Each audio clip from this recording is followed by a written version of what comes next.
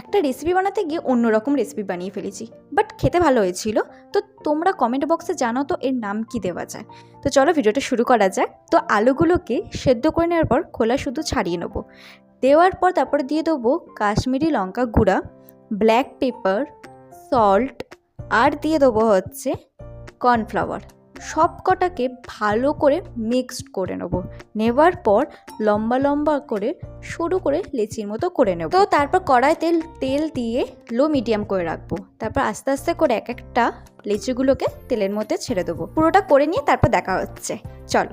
তো তারপর একটু বিট নুন ছড়িয়ে দেবে, খেতে কিন্তু ভালো লাগবে।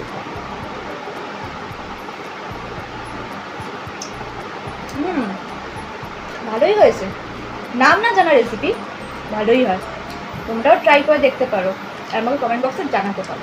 ভিডিওটা ভালো লাগলে অবশ্যই লাইক আর সাবস্ক্রাইব করে দেবে। টাটা।